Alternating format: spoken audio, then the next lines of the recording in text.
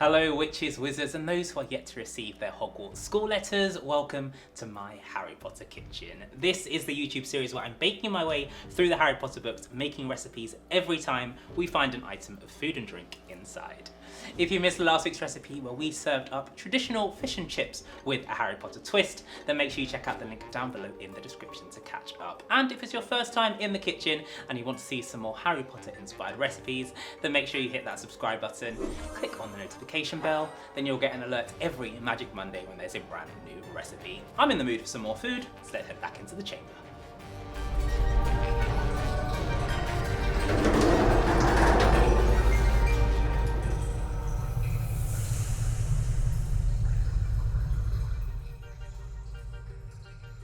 Okay, so let's head back into chapter 8, the Death Day Party, to see what's next.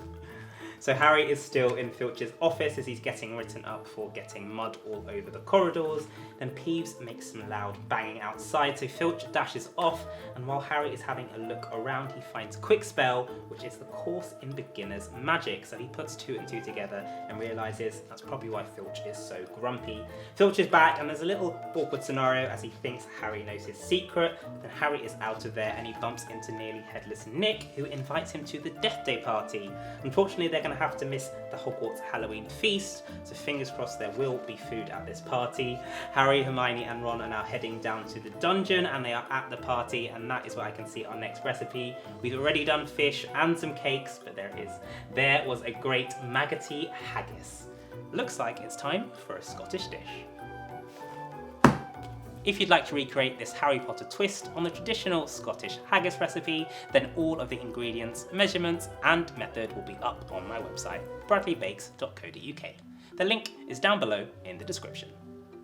So today we are making haggis, and if you've never heard of haggis before, it's a traditional Scottish meat dish made from the insides of sheep. Now traditionally sheep offal, which is the heart, liver and lungs, were all cooked up inside the sheep's stomach, and this was a really good way to make sure that when an animal was slaughtered for the meat, those insides weren't wasted either. Now over the year that recipe has evolved because outside of Scotland you might actually struggle to find traditional haggis. The import and export of anything containing sheep's lungs is heavily regulated due to the process when it is cut from the animal.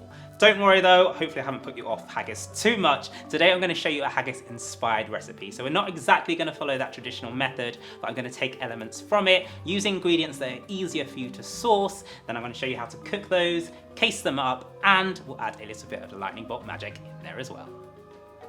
For this haggis recipe, most of our meat content is actually going to come from lamb steak, but I'm also using some liver in there to get that rich irony flavour. We're going to cook this in a vegetable broth to pack in as much flavour as possible. To make our vegetable broth, I've placed a pan on a medium heat and then added in my water. Season with salt and pepper and then add in rosemary, thyme and your bay leaves. Next I'm going to peel my garlic and then add those in whole too. Finally, I'm going to add in my vegetable stock cube and stir until dissolved. Bring the broth up to the boil and then you can then add in the lamb steak and liver. At this point you want to lower the heat down to a low simmer and then skim off any scum that's formed on top. Place your lid on top and then leave this for an hour and a half to 2 hours until the meat is fully cooked and tenderized. Once it's ready, you can then remove it from the broth, but keep all of the liquid as we're going to use this in the recipe later. So that is the meat for our haggis completely cooked and cooled down, so now we can move on to making the filling. And as I mentioned at the start, traditionally it's cooked inside the stomach of the sheep, which can be quite hard to come by, although you can request it at your local butcher. Instead, I'm going to use sausage casings, which will have the same effect, but it's a lot easier to find, and we'll create mini haggises, which we're going to shape into some lightning bolts. For that, we do need something to bind it together, so I'm going to use the vegetable stock, which we're going to reduce, let all that water evaporate off so we get a really thick, rich sauce to put into our haggis. Once that's all combined, we're going to roast them in the oven, and then I'll show you how to make the perfect dish to accompany them with. To reduce your sauce, you want to bring this back up to the boil and allow it to bubble away until it reduces to about 250 milliliters. Next, you want to take your lamb steak and your liver and finely dice this until it resembles a crumbly texture.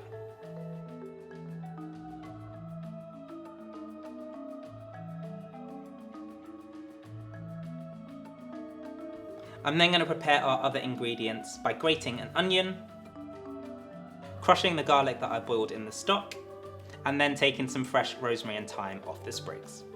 All that's left to do is combine all our ingredients together into a bowl. So that's the diced lamb, our onion, garlic, some oatmeal, suet, and then some seasonings. I'm using salt, pepper, rosemary and thyme, nutmeg and coriander. You then want to add in your reduced vegetable stock and mix that through. It will be slightly watery at first, but the oatmeal and suet will soak it up. I'm then going to take a bit at a time and place it into my piping bag. Now it's really important that you only half fill your sausage skins. The first time I made these, I packed them too tightly and made them too small, so as they were baking, the pressure got too high and they exploded. For my second attempt, I've made them slightly larger and packed them just about half full. This will make it easier for us when we twist them into the shapes for them not to get too packed. I'm going to tie a knot at the end of each sausage and then keep going. Once you're happy with the shape of your haggises, you can then place them onto your baking tin, and I've used some skewers in between to make sure they hold their shape while they're cooking. This way we don't have to pierce through the skin in order to secure them. I'm going to roast these in the oven at 180 degrees Celsius or 350 Fahrenheit for about 15 to 20 minutes each until they're lovely and golden.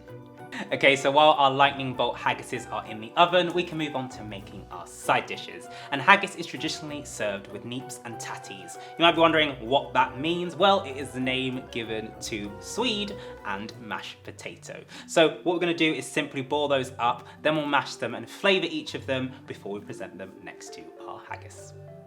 For this easy Neeps and Tatties recipe, all you need to do is peel your vegetables. That's your potatoes and swede. I'm then going to chop these into rough, small chunks. Place a pan on a medium heat and then fill that with water and bring it up to the boil. Season this with salt and then add your potatoes into one pan and your swede into another. These will take about 10 to 15 minutes to cook through, and once you can pierce them with a fork, strain off the water using a colander. I'm then going to pop my potatoes back into the pan and flavour that with some butter, milk and whole grain mustard. Season with salt and pepper to taste and mash through. It's the same process for the swede, but instead I'm going to flavour this with butter, milk, salt, pepper and nutmeg. Once your mashes are nice and smooth, they're ready to serve.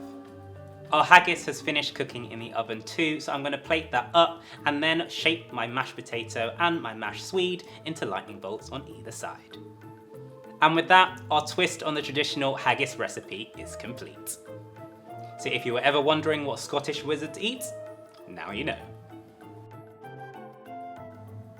So that is how you can create Harry Potter haggis at home, and hopefully my description of how traditional haggis is made hasn't put you off too much. This is a bit of a twist on the traditional recipe, and hopefully wherever you are in the world you'll be able to get the ingredients that you need to make for it. Let me know down below in the comments what you think. That's all for this week's recipe, but if you want to see more from my Harry Potter kitchen, make sure you hit that subscribe button and click on the notification bell, then you'll get an alert every Magic Monday when there's a brand new recipe. I'm about to try haggis for the first time, and I'll see you next week. Wish me luck. Oh, that's pretty good. It's a very rich sausage. I'm a fan.